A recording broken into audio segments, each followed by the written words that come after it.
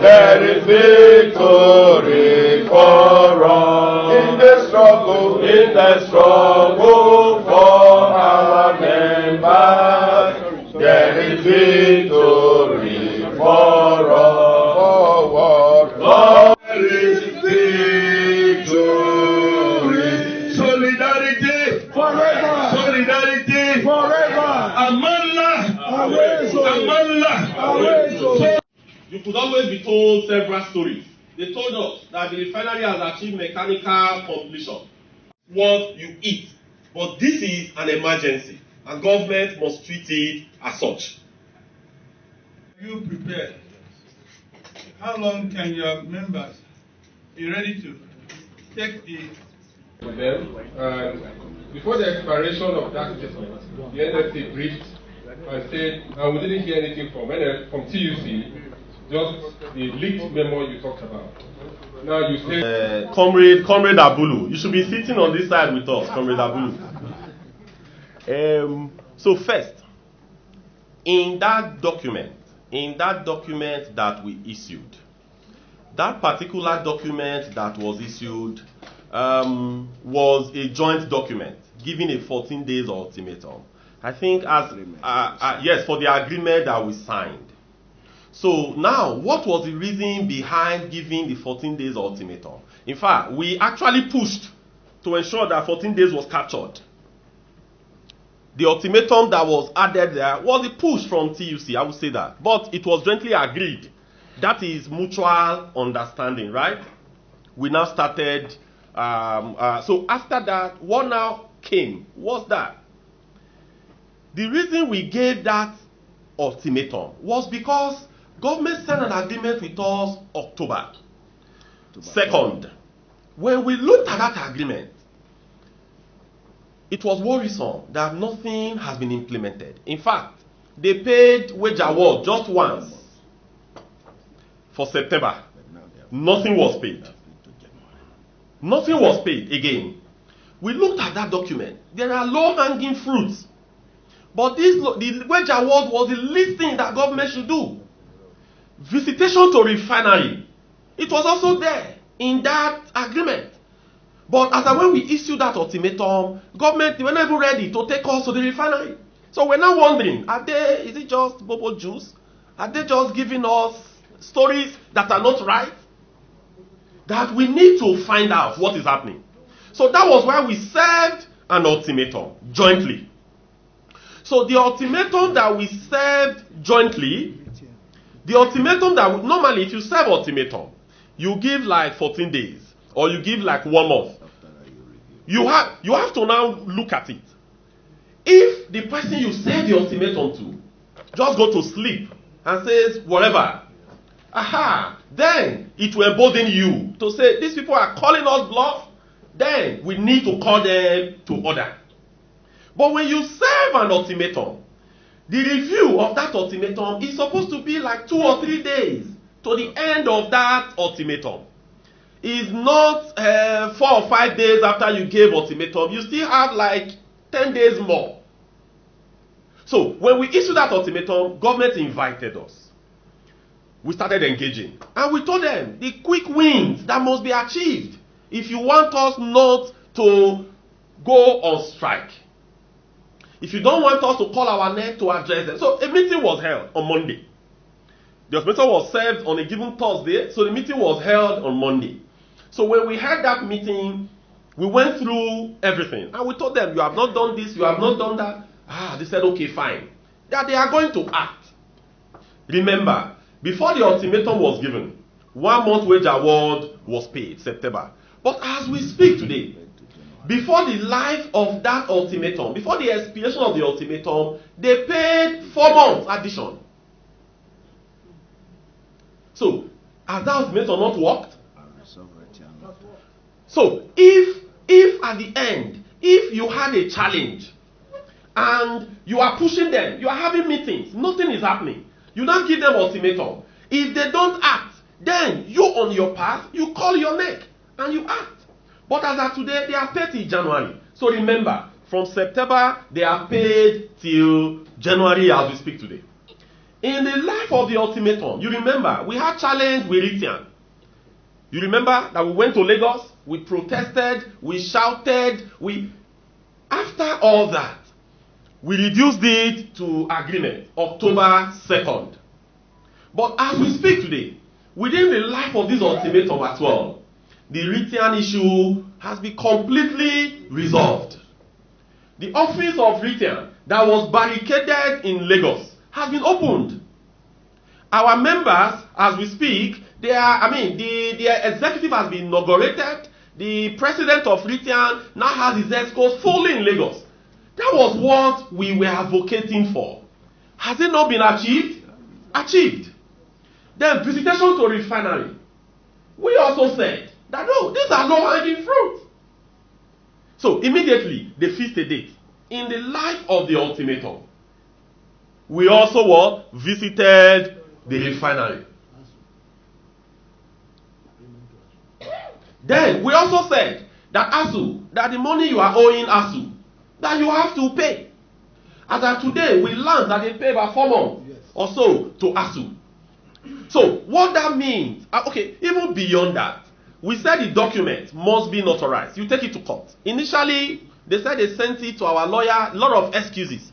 But last week, they brought a copy for me to sign. So all the parties, the Attorney General, myself, President NLC, and Minister of Labour, the 4 of us, we have appended our signature to the document, and they have promised us that, because they have prepared the document, we have signed it, and that so these are work in progress. So because we have not seen some level of demonstration after the review, they have started some level of work. So they now told us on the other issues on diesel, they said yes, that they have never charged VAT on diesel. Which we have also sent our people to verify.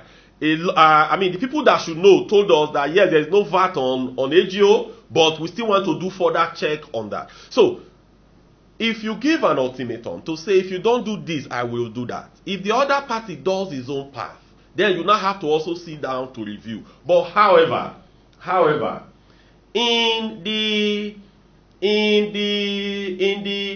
protest that is being called is not related to the ultimatum that was given. So maybe you can get that clarification from what we were told was that it's not related to the ultimatum that was given. Because when we saw it, we actually thought that was even why we wrote, to say we issued this together. Why don't we would have waited towards the end? We sit down jointly, the leadership, we review. Then we'll find what to do to resolve the challenge. So I don't know if I answered that. Then on the other one, like what we have said, that these various issues, we are proposing issues of policy. So when you propose issues of policy, you need to engage the other partner. So the president had a mindset. He has people that are advising him. On our part, we think that these are the things that must be done. They are policy issues. So we are going to submit these documents to at least the Secretary to Government of Federation. Then we will also have a conversation with him, line by line. The ones that they are asking more questions, we provide further clarifications. So when that is done, then we will now have a conversation with them. Like I said, we will now come out to give you an update. Because what we have here, like as we have said, we have things that are 2 weeks, 1 month, and much more. So if you now give an ultimatum of 2 weeks, and there are other things that should be done in 1 month, it becomes a bit conflicting. So for us, we are going to do that, but as we progress, we have not had our next section for a while. As we progress, we will take all these. After the engagement, we will take all these to our neck. The issue of strike and ultimatum, it's neck that has the power to make such pronouncements. So after all these, we are going to go to our neck. Most of them are there listening. We will do the presentation, the engagement with government. What the one government said they can do, the one that they want to delete that. So we'll have that conversation. So we'll brief neck sufficiently, then we will appraise the situation and we'll take a definite position after our next meeting. Thank you so much. Thank you. Thank you. Thank you so much. Comrade, gentlemen of the press, I think the president deserves 3 Kusa. Kusa! Thank you very much. So that when you want to... Comrade from this day and the comrade from Daily Trust, what is the meaning of opt-out? I want you to help me. What does opt-out mean? Yeah, let me understand the grammar so that I will be able to respond. What does it mean? 3 of you. Any of you can help me. What does opt-out mean? Not participating. Are you participating? No. That's the meaning of opt-out. Okay, let's say, Please hold on. I'm getting somewhere. let's say, opt-out if you have been issue part of it. Thank you. But if you are not part of it, Thank you. Hold on. Thank you. I've asked you a question. Don't ask another question. You've answered what I've asked. So, comrade, please listen. Comrade from Daily Trust.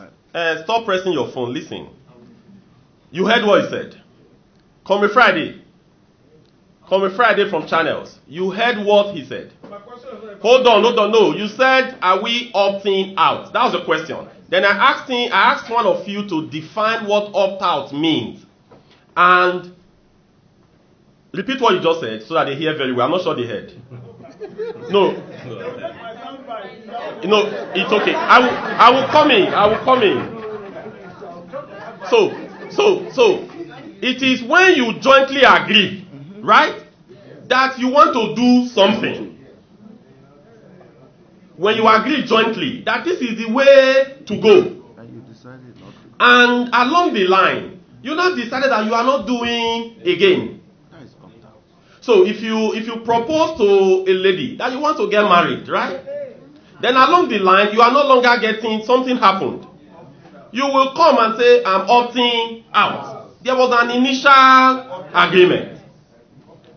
But comrade, can any of you show us where there was any agreement of us coming together? You know, whenever we are doing things together, you always see us coming together and addressing you. On that particular day, did you see any member of TUC there?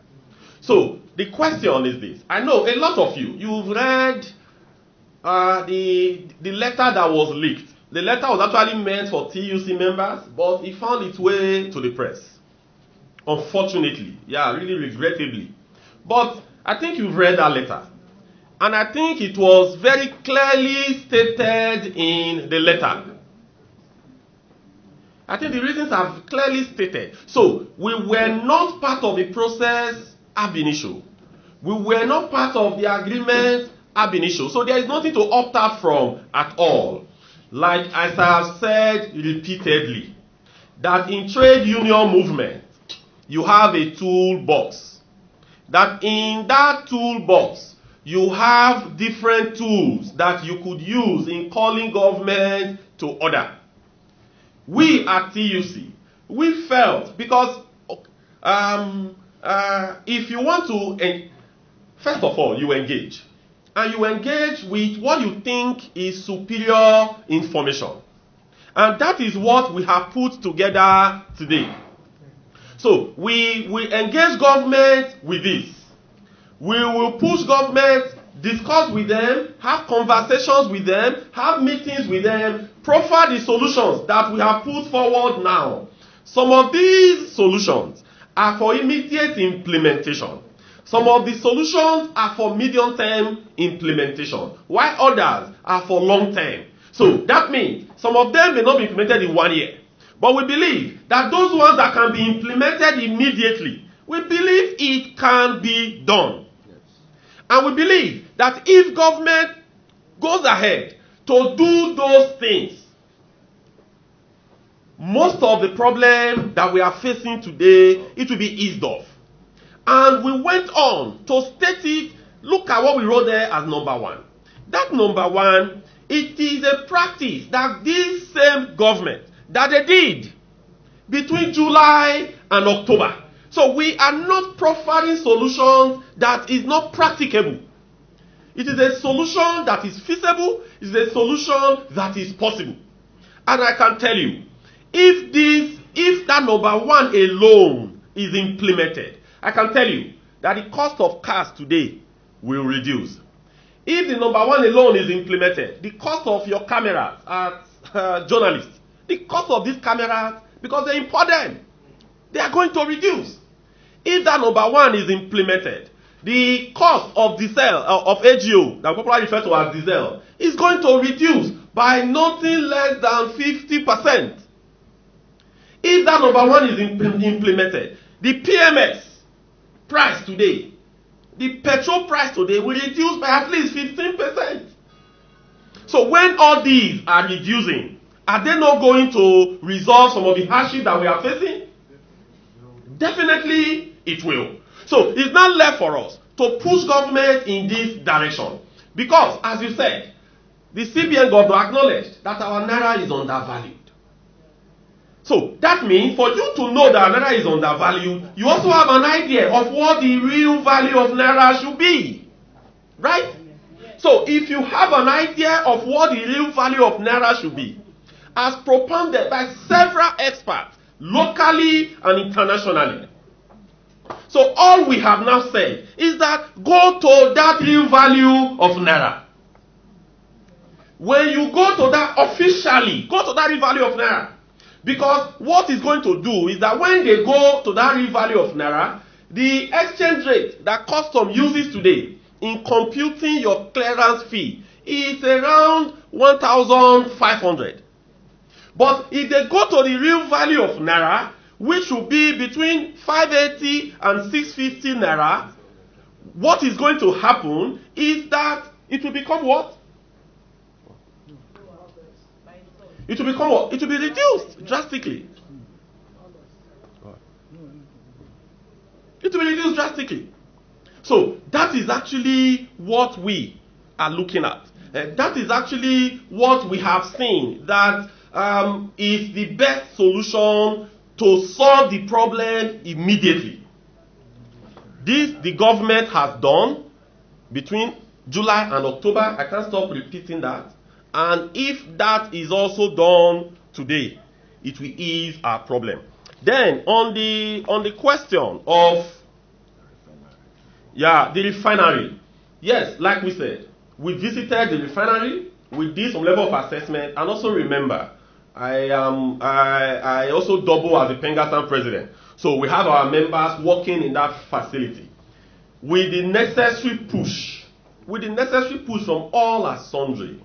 We strongly believe, with the necessary push from all and sundry, we strongly believe that the refinery could come into production before the end of first quarter. So that is why we want to push them sufficiently to ensure that this is met. Remember, it is the old Port Harcourt refinery, but we don't mind. Even if it's giving us 2 million liters per day, let it become operational before others will follow.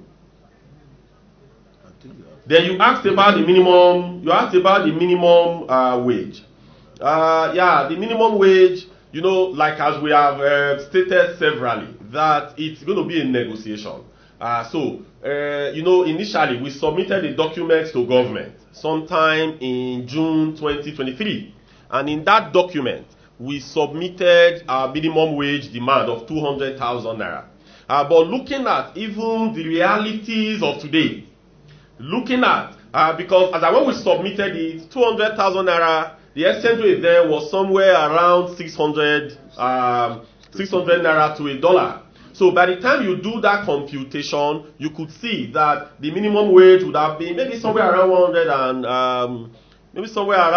and say about 200 plus dollars, say about $300 per day. That would have been our start point of negotiation. But today, that 200,000 naira, what is the value today? If you compute 200,000 naira, you divide it by the parallel market rate, you see what the value is.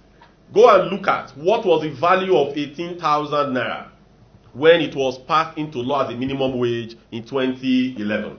Then that will give you an idea. So for us, we would not state any figure categorically, but we have computed what we think will work, and we'll take it to the committee when the real work starts. They've inaugurated the committee. We broke into subcommittees. So the work is going on, but government needs to hasten up. Because if you don't pay the people the living wage, you are not just suffering the workers, you are not just suffering the masses, you are transferring it to companies, you are transferring it to industries and all whatnot. Yeah, the economy generally will suffer, because when your purchasing power is eroded, you can literally do nothing. I think that's yes. Yeah, so someone asked about empirical data. Yeah, I think that's very clear. How long are you prepared to wait? Wait now. Don't ask your own. There is no hard and fast rule, my comrade. Even if we stay under the rain and shout from today till next year, if government does not know what to do, if government does not have a clue of how to solve a problem, we will be under the rain for 1 year, your problem will not be solved. But if you look at the issues and you see where the problem is, so all you need to do is to push government. So once we push government, you could see the timelines, they are all there, they are all stated there on different issues. So when you go there, you look at it. The one we want government to implement immediately is there.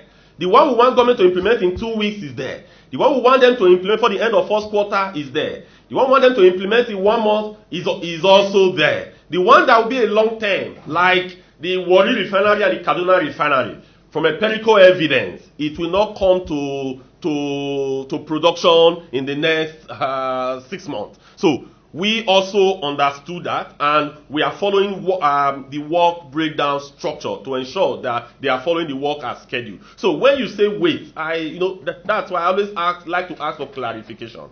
Because today, if I even stand naked today at the front of CBN Tower, I stand there naked. Will that, for example, just automatically change things? If you don't propose something, you need a document to discuss with government. You need ideas to sit down with government and discuss. It is after you have engaged, after you have discussed, and there is no traction, there is nothing that is happening, then you can now bring other tools in trade union movement that will know to engage them and to push them to act. Okay. I think, okay. Yeah, I wanted to ask you this last question. Let's take one. You could always be told several stories. They told us that the refinery has achieved mechanical completion.